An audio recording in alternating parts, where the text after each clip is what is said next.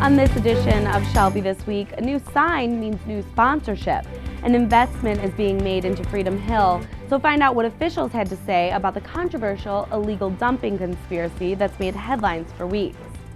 And we're welcoming a couple new officers to Shelby Township. One is a bit furrier than others. We'll tell you all about the new police canine that will be sharing duties with Morpheus. And holiday retail fraud. We talk with Shelby Police about how they're addressing an uptick in theft after the holidays. And finally, Nick has been out in Frazier and in the township talking with officials about the massive sinkhole that's affected the whole county. Nick?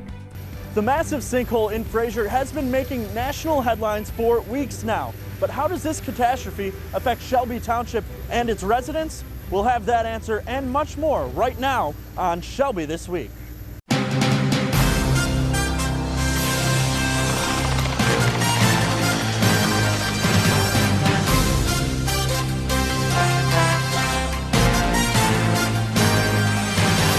Macomb County is just days into its state of emergency declared by Governor Rick Snyder due to the massive sinkhole that opened up in Frazier.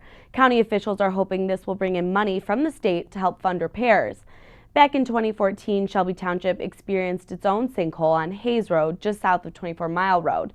The degree was much smaller, but it did affect some homes and their water systems. And while this new large sinkhole is in Frazier, our Nick Buckler tells us why it's still affecting residents in Shelby Township. The sinkhole that continues to make headlines across Macomb County isn't the first to hit the area. If you remember, a massive sinkhole caved in just a few hundred yards down 15 Mile Road back in 2004. And now, county leaders are demanding answers.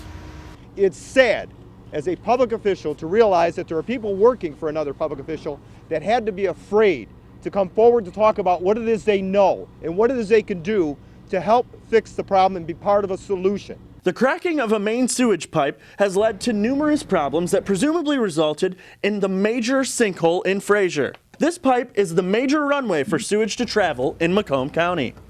What kinds of inspections were made? What did the inspections tell us?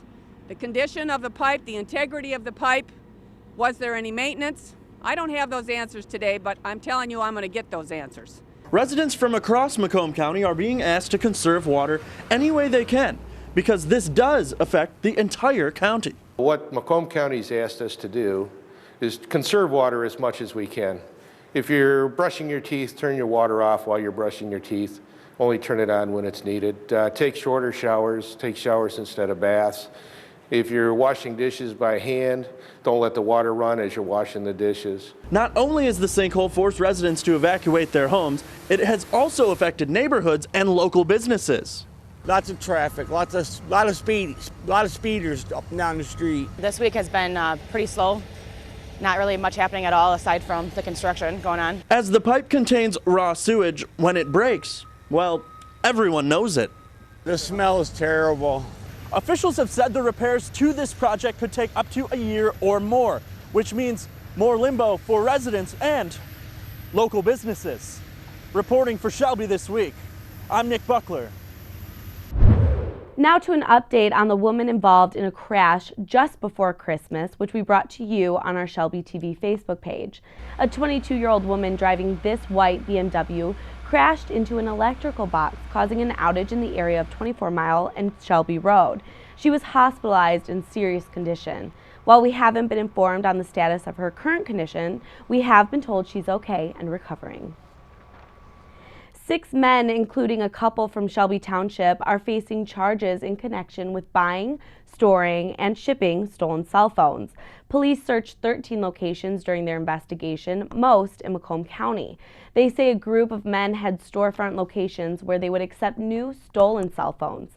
The phones would be packaged, resold, and shipped, and the money was used to expand the criminal enterprise. 29-year-old Azadine Goba from Shelby is charged with receiving and concealing stolen property worth more than $20,000. James Salmon, a 39-year-old from Shelby, is also facing that charge and a conspiracy charge. The other men are from Macomb Township and Sterling Heights. They've been released on bail.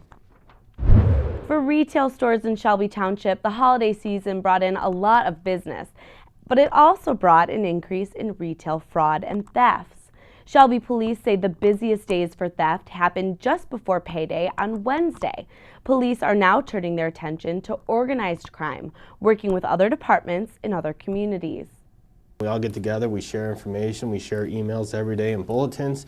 So for those stealing down in Warren, we tie them to crimes back up here in Shelby Township. And when it comes to protecting yourself, police say it's important to be vigilant and know who's around you. Know who's by you. Don't keep your purse in the top of the basket where somebody can walk by. We had a couple reported incidents where ladies had their purses stolen or the wallet stolen out of the purses. The person will come up next to you, give you a little bump. We've had a lot of things at the checkout line as far as people leaving their cell phones down or their credit cards or information, and the person behind them will swipe it and walk off with it. Lieutenant Schmittler says the goal for Shelby PD is to be out there and be seen, so thieves are sent elsewhere. Freedom Hill is unveiling a new marquee for its amphitheater, and with it comes big news. The Michigan Lottery is the new sponsor for the Freedom Hill Amphitheater, which means it got a new sign as well. The deal is $300,000 per year for 3 years. The sign showing off the new name is an all-new LED one, which is bigger and better for visibility. Freedom Hill officials say this will help enhance its facilities and host more festivals all over the park. You're in our beautiful facility here, our hall here at Freedom Hill, and it's all about the park and the county. What we do here is enhance everything at the park. We have festivals here. We have the Italian Festival. We've hosted Harley Fest in the past and other great events.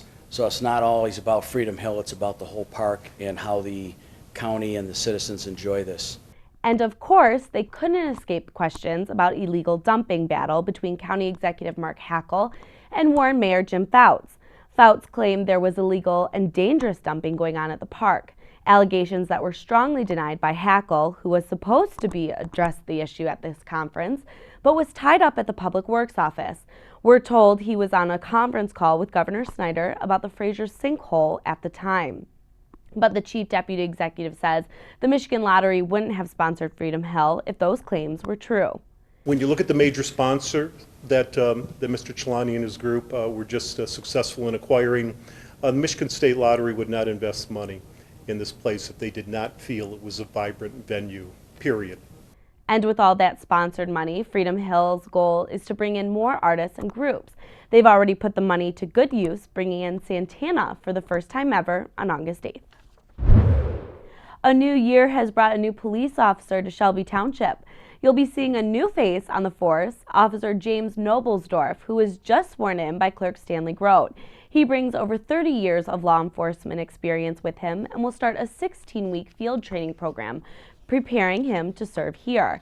Chief Robert Schlide says Officer Noblesdorf will further his vision of providing the standard for excellence in the county, and we look forward to getting to know him. And there's another new officer that will be patrolling the streets of Shelby. This one is a four-legged cop who may look like our police dog Morpheus, but Stacy Sansotera shows us how Nico is a totally different canine cop. Hey buddy, how are you? You ready to go work today? Sounds like a boy. Over the past year, Shelby Township has come to love and appreciate the work Morpheus does, finding bad guys, sniffing out drugs, and charming the community.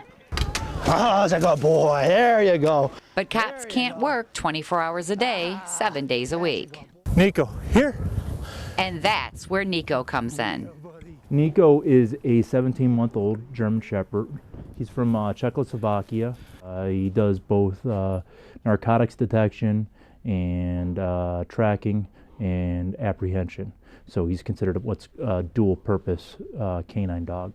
Nico has been on the job for just over a month now. Well, you know, we have our busy hours like anybody else does in any other profession. By having two canines, that will allow us to have coverage Monday through Saturday from 11 a.m. to 11 p.m. He jumps up on the patrol car every time that we walk past because he just wants to go to work. As soon as he sees that uniform, he's bouncing off the walls. He's ecstatic. He knows he's going to get to go do some work.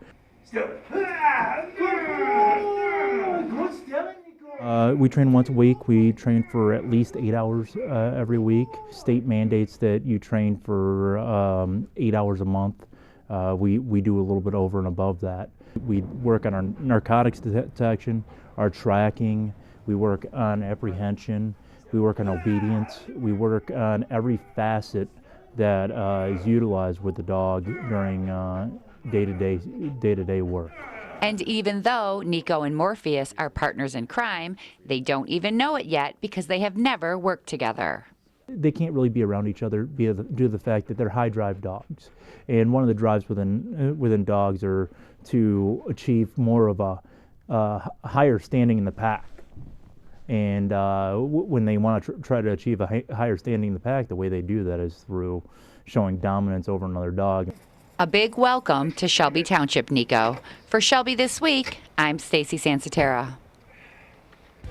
Coming up on Shelby This Week, getting to know your government better than a fast food menu. We'll tell you about a new law that's been passed, submitted by Representative Peter Lucido, that will be changing high schooler curriculums across the state. And changes are coming for those of you who are handy with a toolbox. Find out why a well-known department store is making a popular tool brand easier to find in other stores. Daisy is 6 years old, and she is my very best friend. I couldn't live alone without her. I spend a lot of time in my backyard.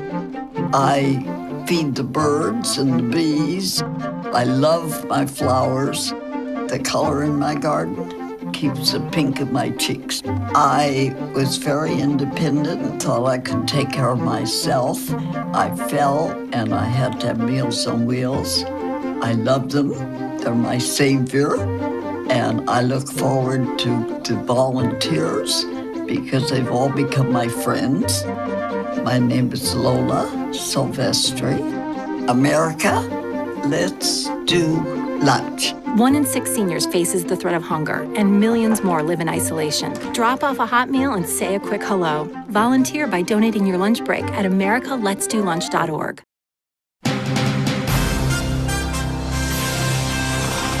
Just like English and math, high school students will now need to make sure they know exactly what their government does in order to graduate. State Representative Peter Lucido has been working on a bill that's finally been passed. It will amend school codes requiring students to pass a civics test similar to the naturalization test used by the U.S. Citizenship and Immigration Services. Local Board of Education will set the parameters of the test, including possible questions and allowing for retaking of the test if needed. And also in our schools, a big congratulations to the Shelby Junior High School robotics team. The Raging Robots earned first place in the state championship First Tech Challenge. The team took on nearly 340 schools in a competition that challenges students to design, build, and program a robot to compete in a field tournament. The team will now represent Michigan in the Super Regionals in Cedar Rapids, Iowa in March. We've already seen a couple winter storms this season, and there's bound to be a few more as Michigan winters last well into the start of the year. Researchers looked at every state in the U.S. and found we topped the list when it comes to the harshest winters to live in.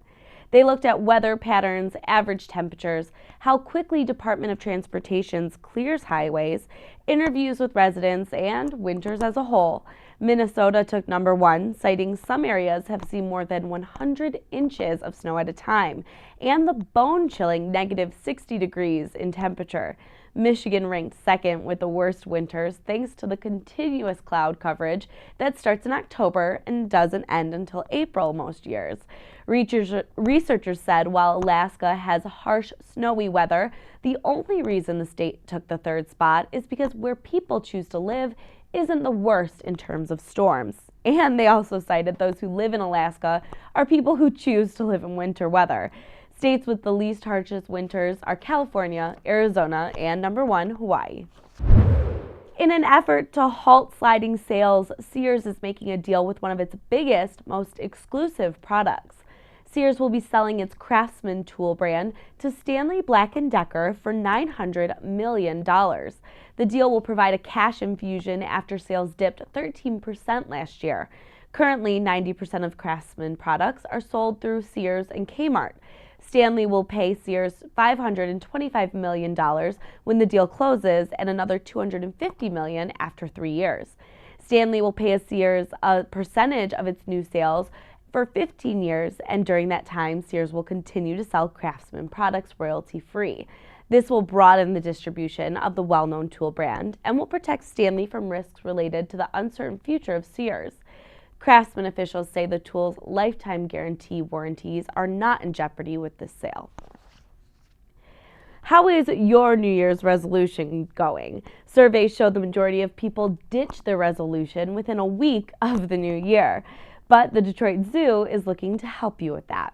If your resolution is to get fit, why not take a trip to the zoo? You're invited to come walk around the zoo's 125-acre loop and log more than 7,000 steps. Zoo officials say, including the Polk Penguin Center, you can add 400 more steps to the trek. And they're also opening up a winter rink that is sure to burn calories. A 25-minute skate session costs just $7 if you'd like to rent skates, $3 if you bring your own. The winter rink will be open until the end of February. And get ready for June when the Detroit Zoo opens up its family-friendly bicycle safari, which will allow you to pedal past penguins, polar bears, and many other animals. It may be 7 months away, but the Shelby Township Art Fair Committee is looking for vendors and artists right now. Vendors can be artists who have original, one-of-a-kind pieces like paintings, sculptures, or photography. They're also looking for emerging artists who would like to just start with a table rather than a booth. Vendors can sell home decorations, clothing, and jewelry, and they're also looking for those who focus on Michigan-made products like food or toys. Applications are due by April 1st and cost $20. The art fair brings in more than 10,000 visitors every year. This year, it will be on August 12th and 13th. If you'd like to be considered for it, just head over to our Shelby TV Facebook page for more information on how to apply. The Shelby Community Foundation puts on a lot of events in order to raise money for nonprofit organizations and our residents.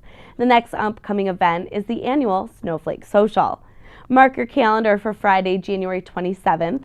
The Snowflake Social is a wine tasting featuring drinks and food of the Four Seasons in Michigan.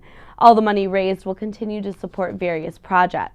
We gave $42,000 to the community, to different organizations to help people in the community. One of the biggest ones was we helped Habitat Humanity help 20 homes for senior citizens and veterans in the community, and to help repair their homes and so that people could live in them longer. Tickets are $50 per person. For more information on the event and where to register, head to our Shelby TV Facebook page. Still ahead on Shelby this week, can you smell the hot dogs already? Football season may be over in Detroit, but baseball is coming. We're somewhere around 80 days until the opening day with the Tigers, and just over 100 days from the opening of the second ever season of the United Shore Professional Baseball League. Find out about the big change coming next. And she's a kid mayor. We'll tell you about the little girl who is receiving big honors for policy changes she wants for our environment. Daisy is 6 years old, and she is my very best friend. I couldn't live alone without her. I spend a lot of time in my backyard. I feed the birds and the bees. I love my flowers. The color in my garden keeps the pink in my cheeks. I was very independent and thought I could take care of myself. I fell and I had to have Meals on Wheels. I love them. They're my savior. And I look forward to volunteers because they've all become my friends. My name is Lola Silvestri.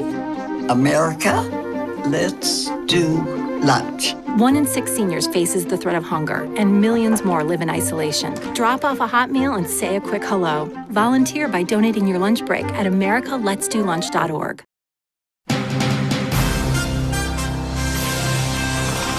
Hundreds of needy families in Macomb County are being helped thanks to the Shelby Township Giving Tree. In its second year running, the Giving Tree that benefits the Samaritan House was a success. Residents donated non-perishables and toiletries to the Giving Tree all throughout December. The grand total was more than 800 items, including toothbrushes, toilet paper, and food. Utica Van Dyke Towing also donated $1,500 in the name of Police Chief Robert Shalide. And upon hearing this, Kroger Marketplace matched that, bringing the grand total for a shopping spree for Samaritan House of $3,000. So a big thank you to everyone who donated to the township's giving tree. Switching to baseball, when it comes to team mascots, there's no league more original than the United Shore Professional Baseball League. The league opened its field with 3 teams last year, the Utica Unicorns, the Eastside Diamond Hoppers, and the Birmingham Bloomfield Beavers. And now a 4th team is being added to its roster for the upcoming spring. And they are the Westside Woolly Mammoths. The name is because there's been numerous mastodons found in Michigan over the last 100 years. A woolly mammoth was unearthed in Chelsea back in 2015, so the league's founder, Andy Appleby, thought it would be a perfect fit. Shane McCaddy, who is the assistant manager of the league champions, the Utica Unicorns, will manage the new team. Tryouts for the Westside Woolly Mammoths will be April 26th through the 29th at Jimmy John's Field. Adding a 4th team is all part of Appleby's plan to expand to numerous stadiums throughout Michigan. The 2017 season will start May 11th. What if kids could be mayors? The Detroit Zoo has made this possible for one Shelby Township girl. 9-year-old Trinity Favaza wrote an essay for the zoo's contest searching for the new mayor of Amphibiaville and won. She wrote about all the ways she would make the environment better for amphibians. Cleaning up local wetlands and spreading news on social media to help them and stuff, and educating my classmates and keeping everywhere clean. As mayor, Trinity's picture can be found inside the zoo's exhibit. Trinity also has already been working on her candidacy platform with her nature blog on the social media app Instagram. Along with her new title, Trinity received a 1-year family pass to the zoo and a plush frog. She's also being honored at the Shadbush Burgess Nature Center, where she has a frog being named after her. And that's it for us here at Shelby this week. You can watch us all the time on shelbytv.org. And for updates on everything you've heard about today and much more, head to our Shelby TV Facebook page. Now, before we go, you may be working on getting fit in 2017, so you're avoiding eating treats like cakes and pastries. But that doesn't mean you can't see them. We spent time with the bakers at Vince and Joe's here in Shelby Township, who let us come back into the kitchen to get a look at their morning routine. Enjoy, and thanks for watching.